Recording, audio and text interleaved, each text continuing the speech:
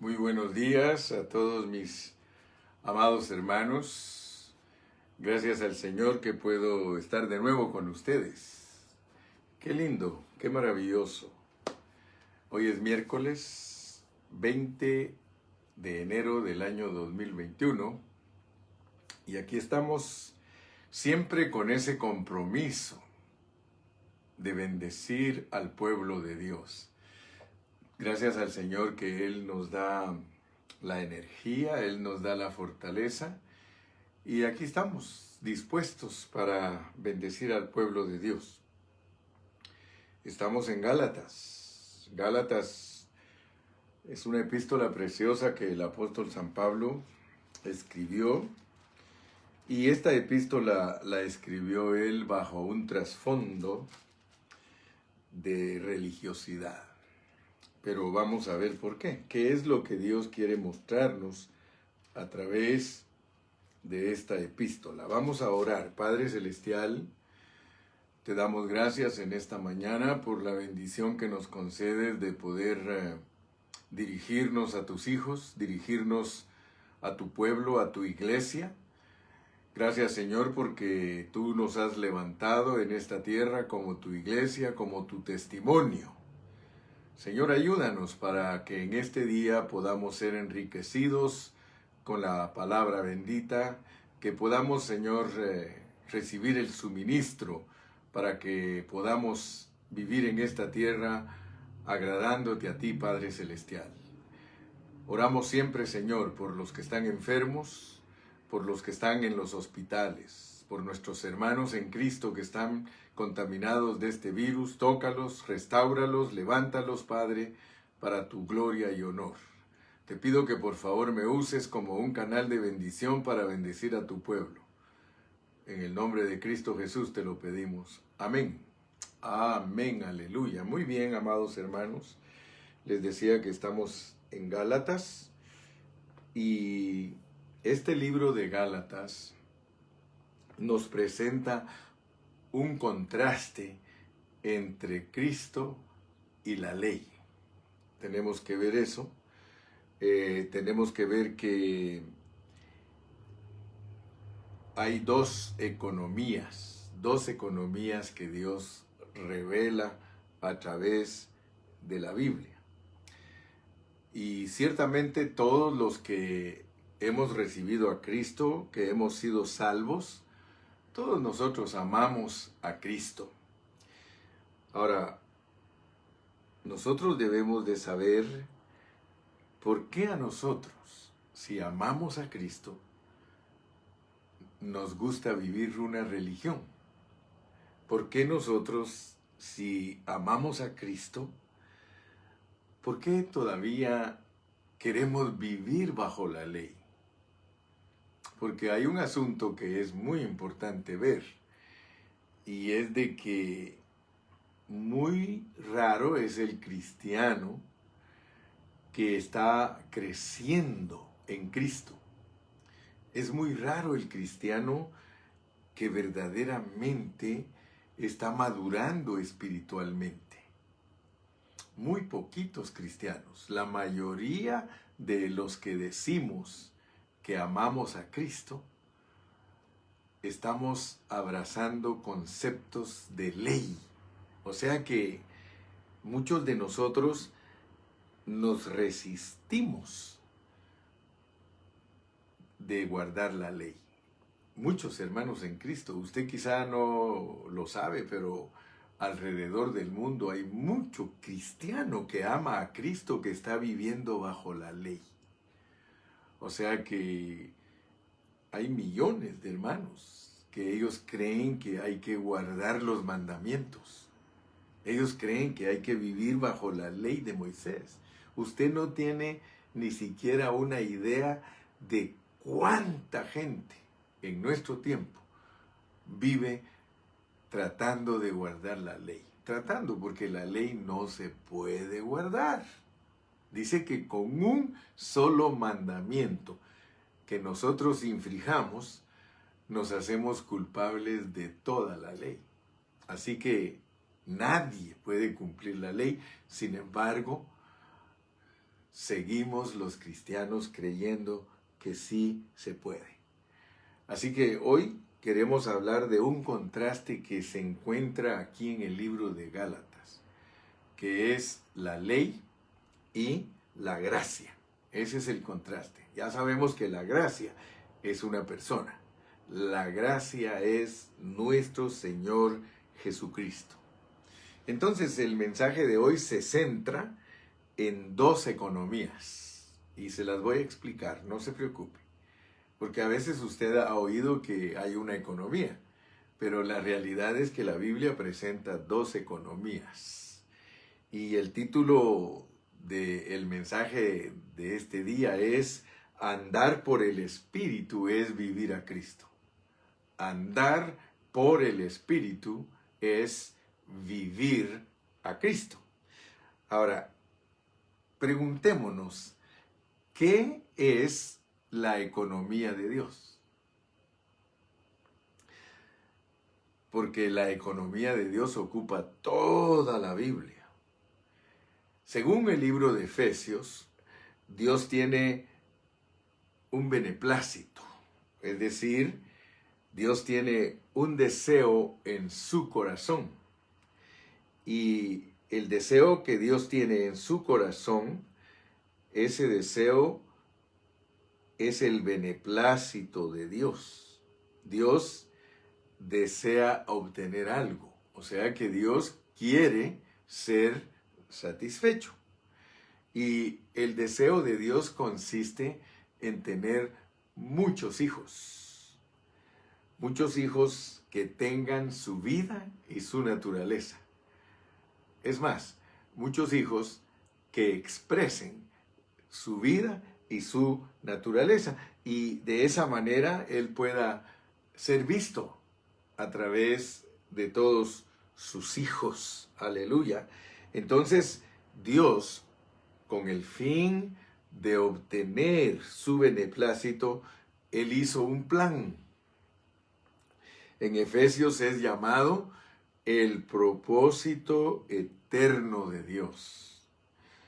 Para llevar a cabo dicho plan, Él tiene una economía, la cual es su arreglo divino para cumplir el deseo de su corazón. Nosotros sabemos lo que es una economía, porque la economía política de cada país es la forma en que se administra ese país. México tiene su economía política, Estados Unidos tiene su economía política. Todos los países tienen una economía. Y cuando usted oye esa expresión, estamos hablando de la manera que se gobierna ese país. Eso es su economía política. A veces la gente cree que cuando se habla de economía se está hablando de dinero. No. Oikonomos, que es la palabra griega que se usa para decir economía, es administración. O sea que es una forma, una burocracia, una administración. Ahora, ¿cuál es la burocracia de cada país? El gobierno de cada país, él trata de distribuir las riquezas de ese país en una forma equitativa a los necesitados. O sea que se supone que los gobiernos son para ayudar a los pueblos, a pesar que en los tiempos que nosotros vivimos y siempre ha habido corrupción, y en vez de desarrollar una economía limpia y correcta en los países, siempre se corrompe. Pero hoy estamos hablando de la economía de Dios, y usted ya tiene entonces la idea. La economía de Dios es distribuir las riquezas, pero en este caso no son riquezas económicas, sino que son riquezas espirituales. Por eso el apóstol San Pablo, como él entendió el propósito de Dios, él se dedicó a administrar las riquezas de Cristo. Entonces no se le olvide pues que una economía es para administrar riquezas. Las riquezas de cada país tienen que ser administradas para que la nación sea una nación fuerte, desarrollada, etcétera, etcétera. Muy bien. Entonces, no se le olvide a usted que el arreglo divino que Dios ha hecho es distribuir riquezas. Ahora, notemos algo bien importante porque la economía secular, la economía seglar es para administrar pueblos seculares, pero la economía divina es para administrar la vida de la iglesia. Y no se le olvide que Dios tiene un pueblo redimido, tiene todos sus hijos, gloria a Dios, y todas las riquezas de Dios son para que sean suministradas a sus hijos, para que sus hijos puedan expresar la vida divina. En otras oportunidades hemos hablado de lo que es la plenitud y las riquezas. ¿Se recuerdan ustedes? Hemos hablado de esos mensajes. El hermano Cayetano en cierto tiempo estuvo hablando bien claro acerca de la plenitud y de las riquezas. Y pusimos el ejemplo de Estados Unidos, que Estados Unidos tiene muchas riquezas en cualquier campo que usted las quiera explicar. Estados Unidos tiene muchas riquezas. México tiene muchas riquezas. En cualquier campo uno puede ver qué riquezas hay allí. Y esas riquezas, vamos a decir, las riquezas de la comida, por ejemplo. Las riquezas de la comida de Estados Unidos se muestran a través de la plenitud de Estados Unidos. La plenitud de Estados Unidos son hombres fuertes, son hombres, unos soldados fuertes y bien alimentados, sanos, que van a la guerra, ¿verdad? No puede ir un enfermo a la guerra, no puede estar en el ejército una persona que está enferma. Por eso, antes de ponerla en las filas del ejército que van a mostrar la plenitud de la nación, los tienen que escoger, porque cualquiera que tenga algún defecto físico dice no puedes participar, porque se necesitan soldados sanos, porque si no son comida para el enemigo. Muy bien, entonces estoy usando todos estos términos porque Dios tiene muchas riquezas en la persona de Cristo, las cuales son para nosotros, para que nosotros expresemos a Dios en todo el universo. Oiga eso, en todo el universo, no solo en la tierra, porque de acuerdo a la pureza de la palabra del Señor, la Biblia nos muestra que aún los ángeles, las potestades, todos los seres espirituales que están en las regiones celestes están esperando ver a través de la iglesia el propósito divino. Gracias a Dios, hermano. Así que nosotros somos muy importantes. Entonces hoy, antes de entrar a los puntos que voy a desarrollar 2 puntos y luego estaremos en la conclusión, pero primero quiero que usted se dé cuenta que hay 2 economías en la palabra del Señor. 2 economías. Y una economía es el Antiguo Testamento y otra economía es el Nuevo Testamento. Para identificarlas bien, usted puede referirse al Antiguo Testamento como la economía de la ley y en el Nuevo Testamento la economía de la gracia o la economía de Cristo, como usted le quiera llamar, o primera economía y segunda economía. Así que el nombre no importa tanto. Pero en este libro, la Biblia, aquí se abarcan ampliamente ambas economías. Aquí el Señor lleva a cabo su economía en la tierra, y Gálatas, aunque es una epístola pequeña de tan solo 6 capítulos, nos presenta ambas economías. En el libro de Gálatas usted puede ver las 2 economías, porque el apóstol las contrasta, las pone una versus la otra, ¿verdad? La del Nuevo Testamento y la del Antiguo Testamento, y con respecto a ellas, la misma Biblia nos enseña que hay palabras particulares para poderlas identificar. La palabra particular que se usa para identificar la economía del Antiguo Testamento es la ley, así se llama esa economía, y está relacionada con el Antiguo Testamento. Ahora, ¿cuál es la economía del Nuevo Testamento? La economía del Nuevo Testamento es Cristo. La economía del Nuevo Testamento es la gracia. Entonces, no se le olvide nunca. En el Antiguo Testamento Dios administraba sus asuntos de acuerdo a la economía del Antiguo Testamento, que era de acuerdo a la ley. Pero en el Nuevo Testamento Dios administra todas sus riquezas y todos sus asuntos de acuerdo a la economía del Nuevo Testamento, que es la economía de Cristo. O sea, es repartir Cristo, es en el Nuevo Testamento, repartir ley en el Antiguo Testamento. Todos, por un lado, nosotros decimos que amamos a Cristo. Y claro que lo amamos, hermano, porque nosotros hemos aceptado a Cristo como nuestro Salvador, como nuestro Redentor, como nuestro Perdonador, y nosotros amamos a Cristo. Pero tenemos un problema, y es de que por el otro lado seguimos abrazando la ley. Aún mucho más que a Cristo. O sea que ese es el problema de muchos cristianos.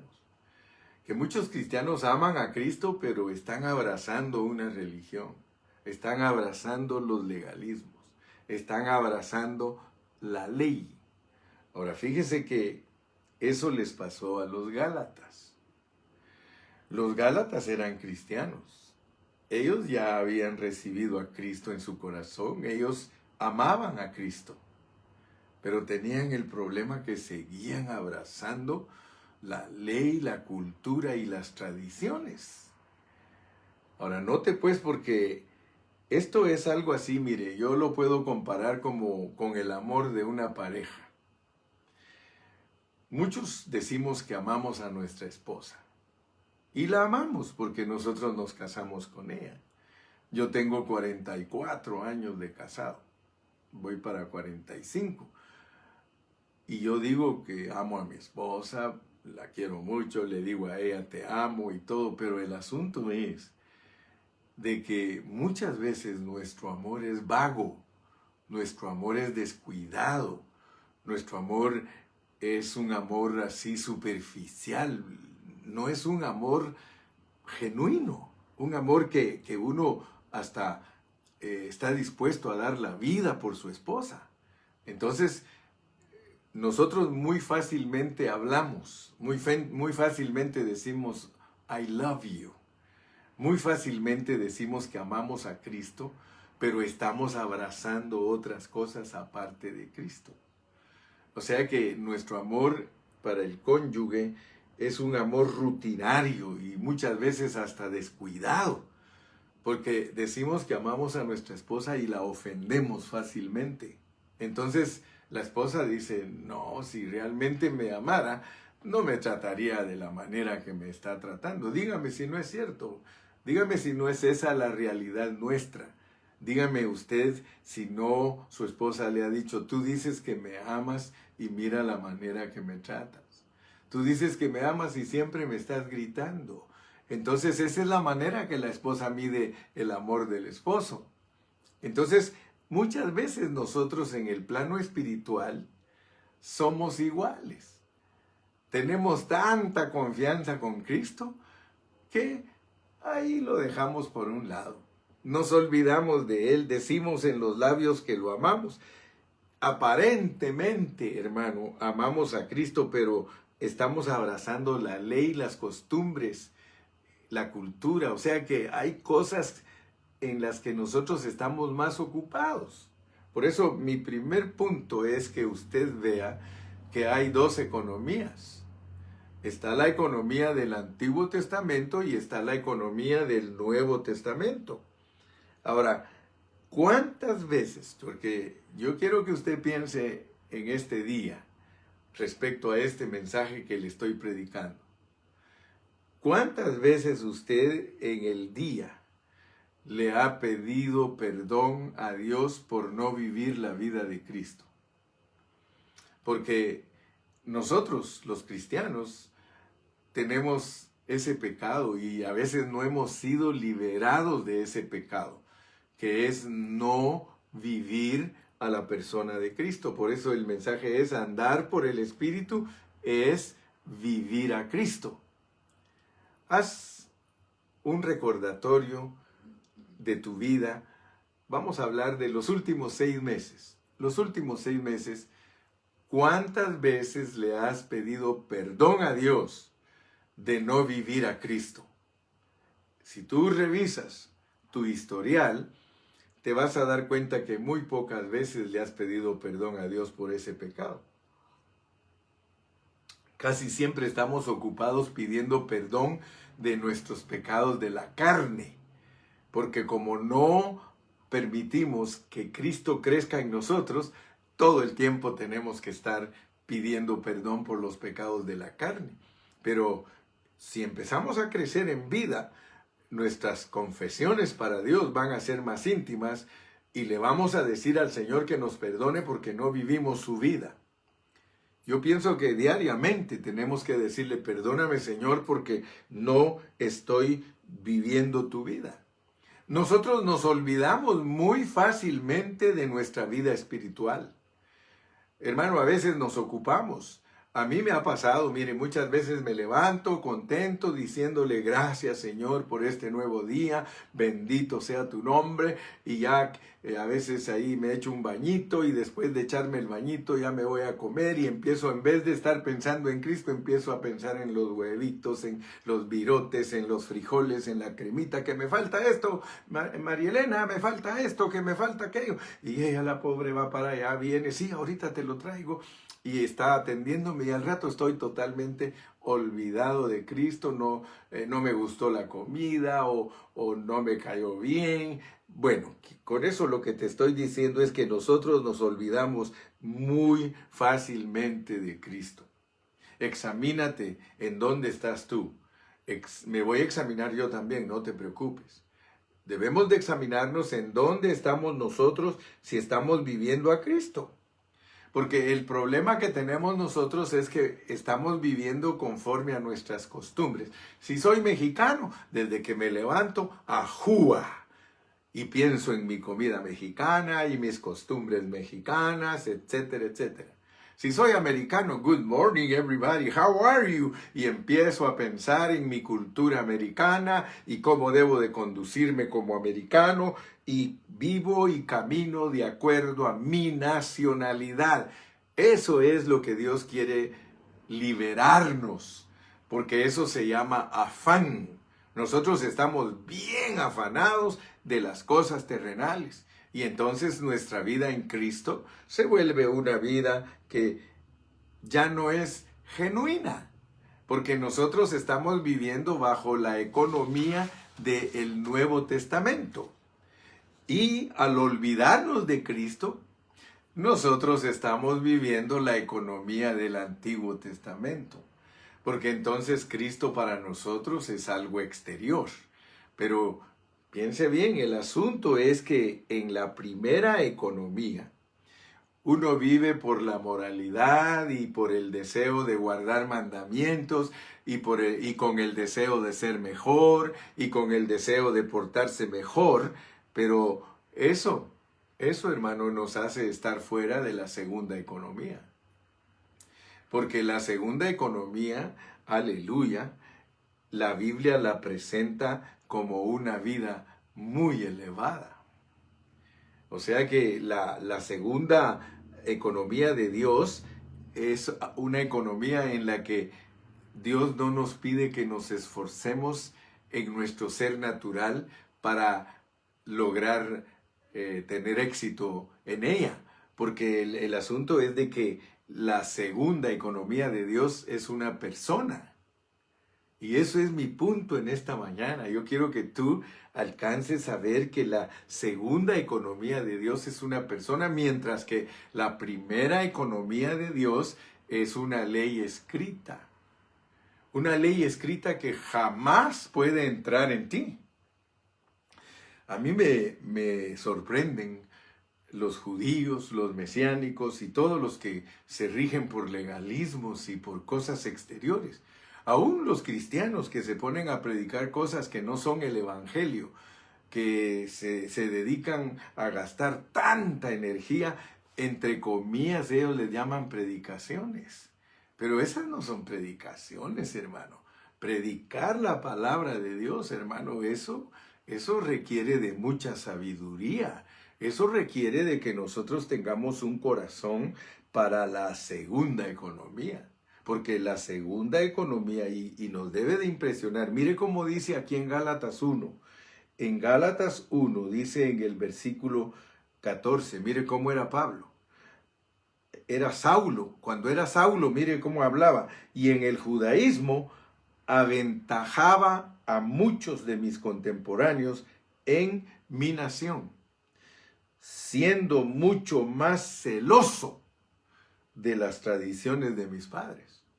Usted sabe que en el libro de Gálatas nos debe de sorprender porque él llama a los judaizantes perros. Él les llama perros y mutiladores del cuerpo. O sea que cuando Saulo era gobernado por la primera economía, que era la ley, dice que él aventajaba a todos. Y no fue sino hasta cuando él andaba como el perro mayor, porque él era el perro mayor. Dice que él aventajaba a todos los perros, a todos los mutiladores del cuerpo, a todos los de la ley, él los aventajaba. Pero cuando agradó a Dios, mire qué lindo, verso 15, pero cuando agradó a Dios que me apartó desde el vientre de mi madre y me llamó por su gracia, revelar a su Hijo en mí. Oh, qué maravilloso, hermano, porque el apóstol quiere que nosotros veamos con toda claridad lo que es la primera economía. Es una economía que lo maneja a uno exteriormente y que es incapaz de poder entrar en nosotros. De la única manera que la ley puede entrar dentro de nosotros es por medio de una persona. Usted va a entender que los 10 mandamientos representan la persona de Dios. Y por eso muchos usan este concepto que estoy usando yo para decir que cuando uno viene a Cristo, que ya uno tiene adentro la ley y que debe guardar el sábado. Porque así lo usan. Dice, si Cristo entró en nosotros, y usted va a oír esos argumentos. Si Cristo entró en nosotros, dice, entonces en nosotros entró la ley. Y ahí en la ley están los 10 mandamientos y el mandamiento de guardar el sábado está incluido en la ley. Dice, por tanto, los cristianos deben guardar el sábado. El problema es este, hermano, y es de que no toman en cuenta el balance de la Escritura, porque la economía número 1 es los 10 mandamientos, claro, pero la economía número 2 es que entre la persona en ti. Pero tienes que saber cómo entró esa persona en ti. Porque aquí en las epístolas de Pablo dice que cuando él fue a la cruz del Calvario, que en la cruz del Calvario dice que allí él clavó, allí él hizo morir todas las cosas que él no quiere que se sigan expresando. Y una de ellas es que cuando él fue a la cruz, él abolió los mandamientos expresados por medio de ordenanzas. Fíjese que si nosotros no tenemos cuidado de eso, entonces nosotros vamos a vivir una vida mezclada. Ahora, Cristo te enseña cómo se vive la vida. La pregunta sería, ¿guardó Cristo el sábado? No, no lo guardó, por eso es que no lo tienes que guardar tú. ¿Cuál fue la crítica de los religiosos hacia la persona de Cristo? Que quebrantaba el sábado. ¿Por qué tus discípulos están cortando espigas si es sábado? ¿Por qué esto? ¿Por qué aquello? ¿Por qué el otro? hermano, el dueño del sábado. Él es el sábado para nosotros en la economía antigua es una figura de lo que uno va a disfrutar cuando entra esa persona en uno. Si entra esa persona en ti, solo mira qué hizo él el día sábado. Entonces, la mayoría de hermanos legalistas están ocupados en cositas como esas. Otros no están ocupados, hermano, en el sábado, pero están ocupados en otras cosas que le agregaron a los mandamientos. Si usted se junta con un hermanito que no ha crecido en Cristo y que cree que el evangelio es que las hermanas no usen pantalón, solo imagínese usted, ese pobre hermano está siendo guiado por algo exterior. Si yo estoy siempre predicando que la mujer no use pantalón, que la mujer no se pinte su rostro, que la mujer no use aretes, que la mujer no se corte el cabello, si todo el tiempo solo de eso estoy predicando, hermano, imagínese, ya sustituí a Cristo. Ese no es el mensaje de Cristo, ese es un mensaje de legalismos, es un mensaje de la vista. Es un mensaje de que, yo miro a una hermana que porque anda así de esta manera, entonces yo la voy a criticar. Eso no es el evangelio, hermano. Alguien me dirá por ahí, hermano, pero Dios también pide la santidad fuera de la persona. Claro que sí. Pero yo no me voy a ocupar a estar solo predicando de eso. Es como estarle insistiendo a las personas en algo que no es lo de más valor. Lo de más valor es interno. Lo de más valor es la persona que entró en nosotros. Y esa persona que entró en nosotros, que gracias a Dios ahora entendemos que en el capítulo 1 y en el 2 es el Hijo de Dios, en el capítulo 3 se llama el Espíritu. Y por eso a nosotros se nos manda que vivamos en el Espíritu, porque la segunda economía es vivir en el Espíritu. Oh, mis amados hermanos, ojalá nosotros entendiéramos el verdadero mensaje del Evangelio. Y entonces no estaríamos ocupados en niñerías, ni en legalismos, ni estaríamos juzgando a la gente por su manera de vestirse. Estaríamos ocupados todos hablando de un Cristo que transforma, de un Cristo que suministra, de un Cristo que está dentro de nosotros. Esa fue la lucha del apóstol. El apóstol Pablo se encontró con una pelea fuerte. Los hermanos estaban ocupados y abrazados de la ley, y abrazados de las tradiciones, y abrazados de la cultura. Entonces él tuvo que escribirles fuerte y decirles perros a los que los estaban influenciando. Entonces notemos pues que el perro mayor era el apóstol Pablo, porque aquí dice que en el judaísmo los aventajaba a todos. La situación de Gálatas era penosa, hermano. Lo triste es que la situación de hoy día es lo mismo. La situación de hoy día, mire, hay muchos hermanos cristianos, a mí me dan tristeza porque aparentan humildad. Así como hablamos ayer, nosotros podemos aparentar amor, nosotros podemos aparentar fe, nosotros podemos aparentar muchas cosas que son el fruto del Espíritu. Y hay muchos hermanitos que aparentan ser humildes, pero tienen una boca y unos pensamientos, hermano, que juzgan a los demás. Y me da tristeza a mí porque hay muchos hermanos que en pueblos, en provincias, ellos ahí se dejan engañar por predicadores que no les están enseñando a que Cristo se forme en ellos.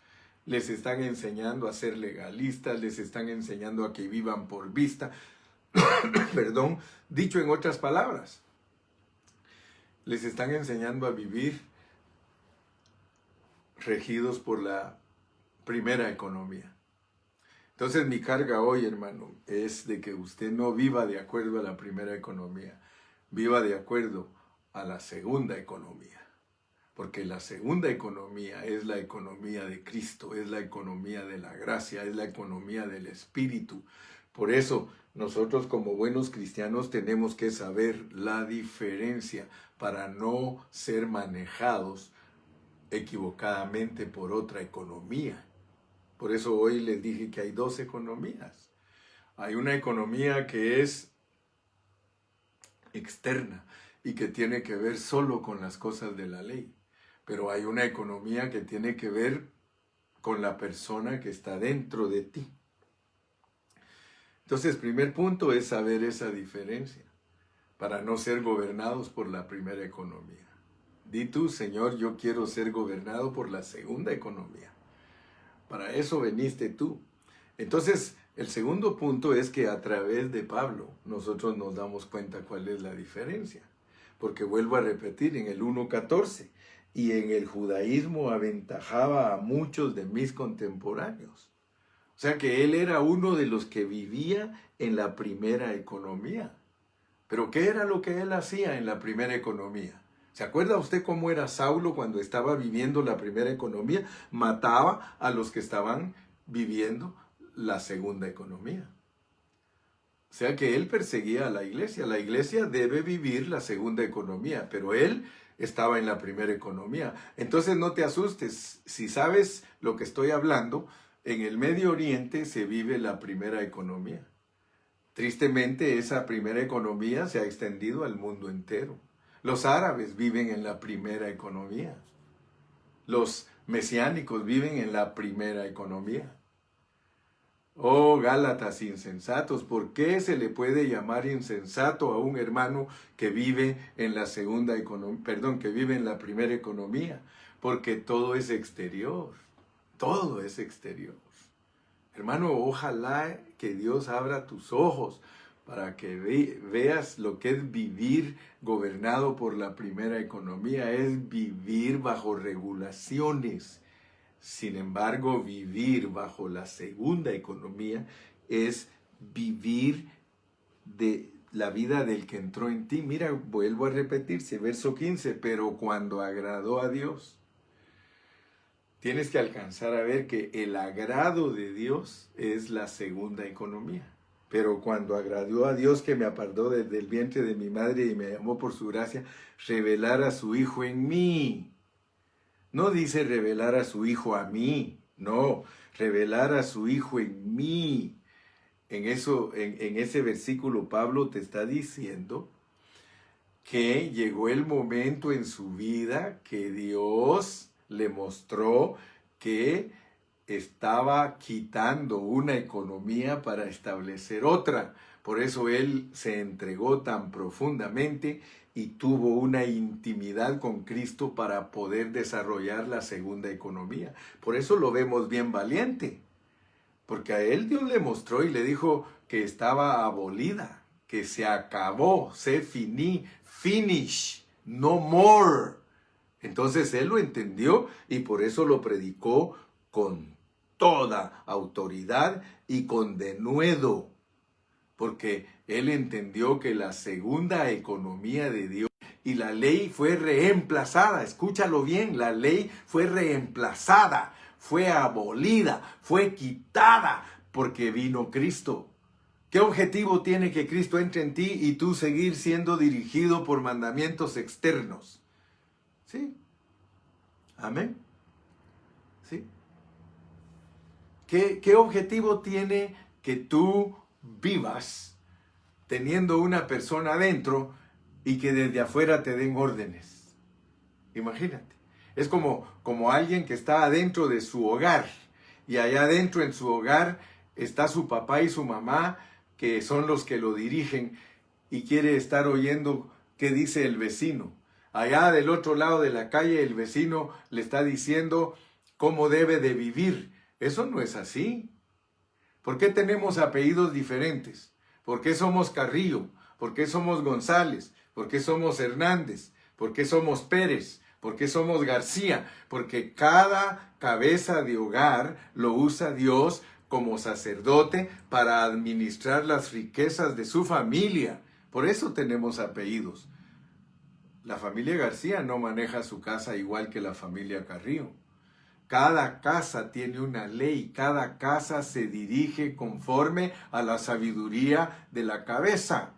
¿Ok? Entonces, si tú tienes a Cristo dentro de ti, ¿por qué te va a dirigir alguien aparte de Cristo? Eso es lo que quiero que alcances a ver. Vivir en el Espíritu es un asunto muy elevado. Vivir en el Espíritu tiene que ver por lo menos con 3 cosas. Primero, que Cristo se revele en ti. Segundo, que comprendas lo que es la cruz. Porque si Cristo vive en ti, pero no comprendes lo que es la cruz, jamás vas a participar del propósito divino de esa economía. ¿Ok? Entonces, el tercer punto es tener un entendimiento de la unión orgánica con Cristo. Muchos hermanos no tienen ese entendimiento de que el que se une al Señor, un espíritu es con Él. Eso tenemos que entenderlo. No se te olvide que hay 3 cosas importantísimas para que nosotros no dependamos de nada exterior, sino depender del Espíritu. Y la primera es que entiendas que llegó el tiempo que Cristo se reveló en ti. Cuando tú lo aceptaste, Cristo se reveló en ti. Por eso dice, si vivimos por el Espíritu. Porque desde el mismo momento que tú creíste en Cristo, Él entró en ti por la fe. Por la fe. Gloria a Dios. Pero después de eso, tú tienes que comprender lo que es la cruz. Porque ya vimos lo importante que es la cruz en la vida cristiana. Si nosotros no vivimos crucificando la carne y nuestras pasiones, nosotros no somos de Cristo. Es que eso es serio, hermano. Eso es serio porque resulta que el apóstol Pablo dice que el que no aprende a crucificar su carne, el tal no es de Cristo porque no tiene el Espíritu de Cristo. Y nosotros, hablando sinceramente, hermano, a veces actuamos como que no tuviéramos el Espíritu. Y ese es el peligro, hermano, porque si somos descuidados, nosotros nos olvidamos de esa persona. Por eso les dije en el punto anterior, que no nos olvidemos de Cristo. Que no se te olvide Cristo ni cuando vas a bañarte. No se te olvide Cristo. Si te estás bañando y te estás echando jabón, piensa en Cristo, que Él es el jabón verdadero, el jabón que quita todas las impurezas, el jabón que desinfecta, el jabón que mata todo microbio. Si vas manejando, que Cristo es el camino. Si estás comiendo, que el verdadero alimento es Cristo. Sí, si estás tratando con tu esposo, hermana querida, que el verdadero esposo es Cristo y que tienes que tratar a tu esposo, mi hermana, como que fuera Cristo. Y tú, varón, si vas a tratar a tu esposa, la vas a tratar como que fuera la iglesia.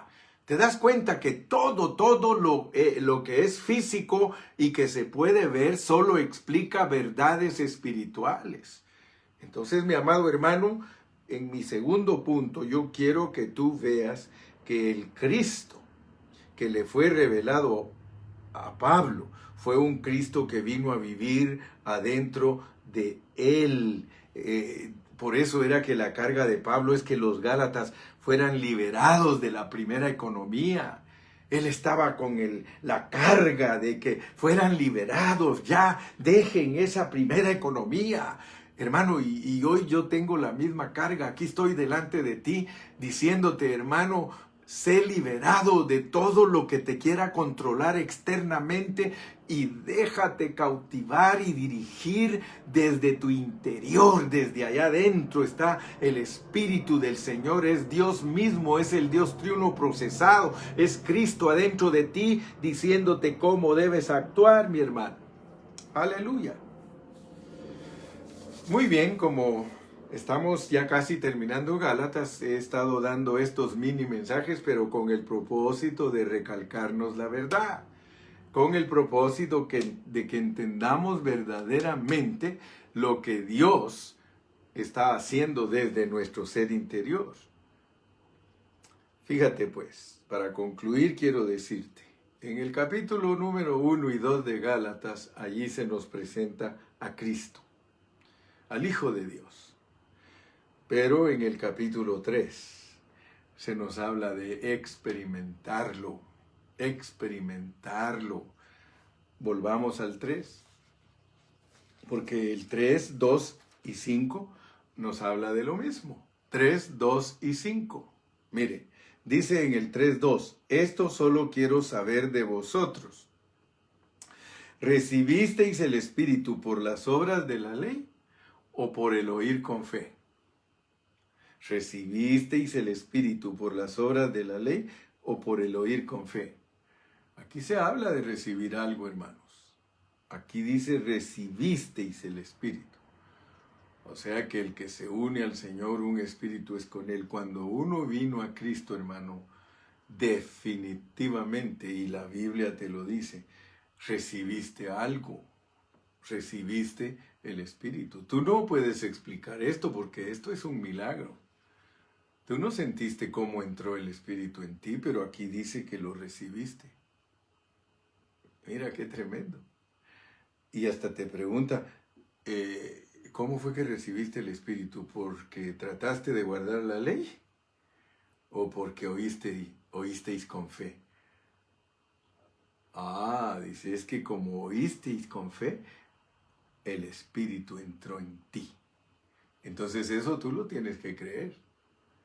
Yo creo que desde que yo entregué mi corazón a Cristo, el Espíritu entró en mí, hermano.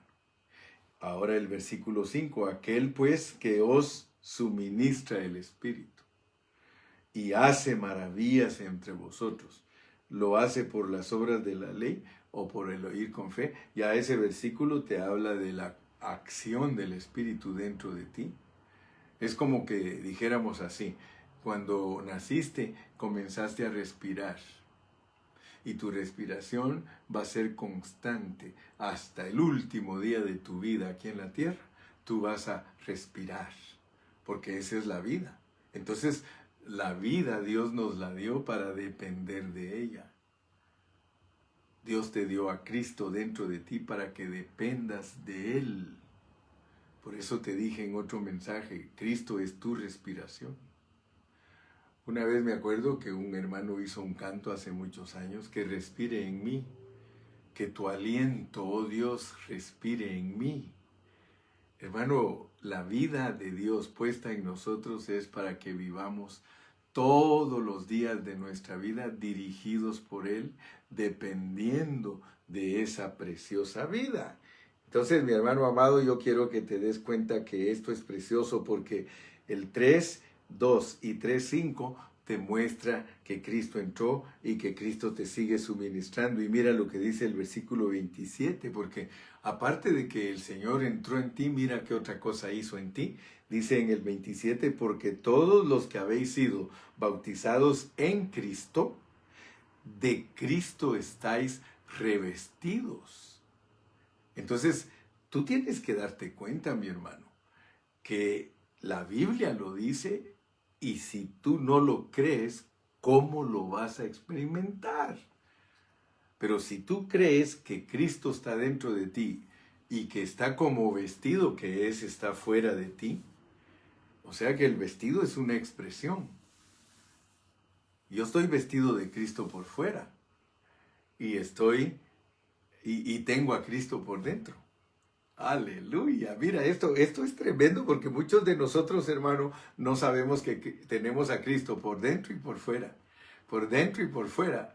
Ahí sí puede aplicarse, como dicen ciertos hermanos legalistas, dice, es que la santidad interna se mira externamente, y es cierto, ¿verdad? Pero no estamos predicando al revés, hermano, porque la mayoría de los hermanos que hace énfasis en la vida exterior ni siquiera toca lo más elevado que es la vida interior.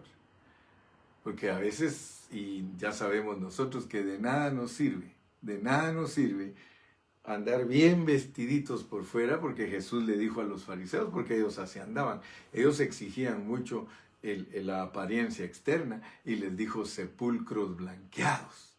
Hermano, yo no quiero que Dios me diga sepulcro blanqueado, andar bien arregladito por fuera, hermano, y con una pudredumbre por dentro, hermano, con odio, hermano, con rencores, con raíces de amargura, hermano, no, hombre. Dios dice, mejor anduvieras todo desguachipado, decimos allá, por fuera, pero que estés bien por dentro, hermano. Aleluya. Porque cuando ya estás bien por dentro, hermano, lo que va a relucir por fuera de ti no es tanto tu manera de vestirte, sino tu forma de tratar a las personas. Porque eso era lo maravilloso y especial de Cristo, que en Cristo se veía todo el fruto del Espíritu. Oh, aleluya, hermano.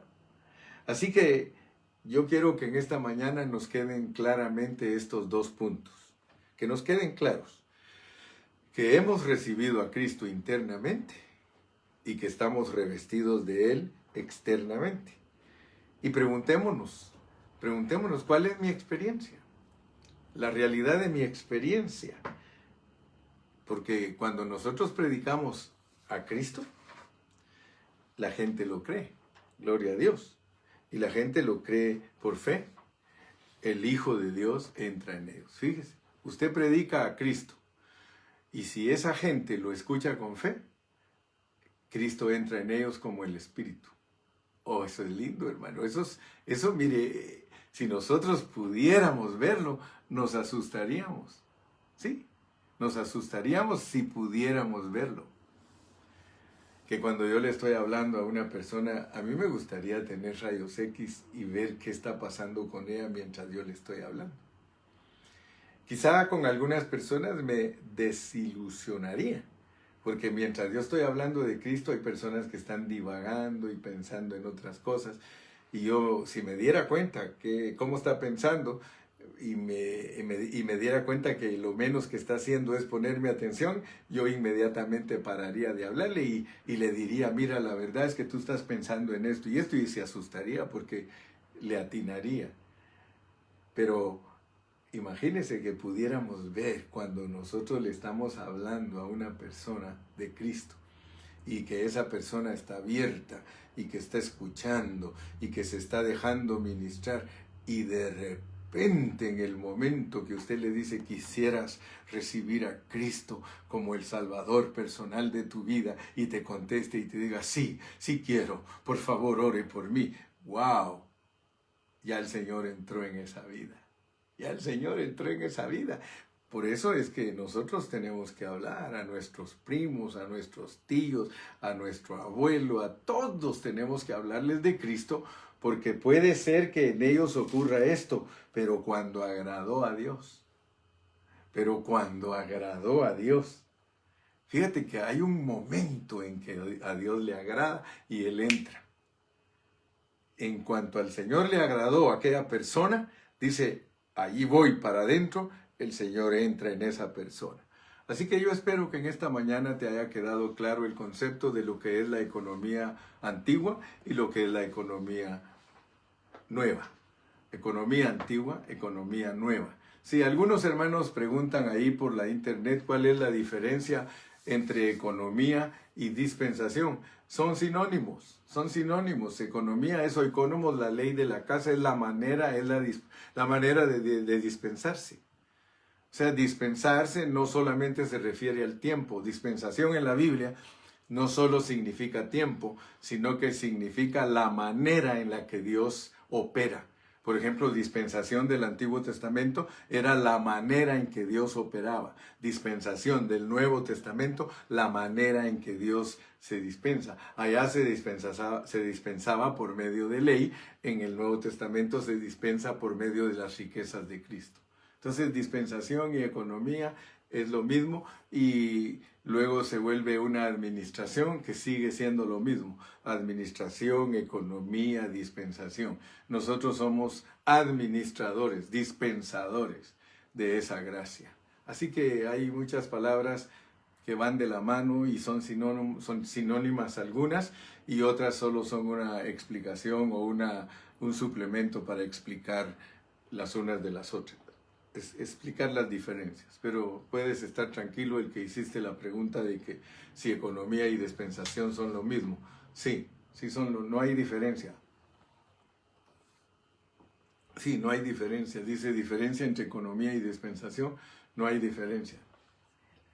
Las dos palabras se usan, algunos la usan de una manera y otros la usan de otra manera. Es lo mismo como cuando se habla del propósito de Dios, se puede decir también el plan de Dios, se puede decir también la economía de Dios, se puede decir también la dispensación de Dios. Amén. Entonces, una con otra nos ayuda a entender el concepto. Pablo las tenía bien claras y por eso él las usaba, ¿verdad? Él usaba, decía, yo soy ministro, o sea, soy servidor de la administración de Dios. Yo soy servidor de la dispensación de Dios. Padre, gracias en esta mañana porque una vez más hemos entregado tu palabra y la carga que teníamos en este día es únicamente saber la diferencia entre la economía del Antiguo Testamento y la economía del Nuevo Testamento. Si entendimos esas dos cosas, si alcanzamos a ver la diferencia, que una es exterior y la otra es interna, que una son leyes escritas y la otra es una persona, si alcanzamos a ver esas dos cosas, nosotros en esta mañana hemos ganado, hemos avanzado. Bendice a tu pueblo y ayúdanos a seguir adelante. El pueblo del Señor dice, amén, amén y hasta mañana. Que Dios me los guarde a todos y todas y que Dios me los bendiga. See you later. Bye bye.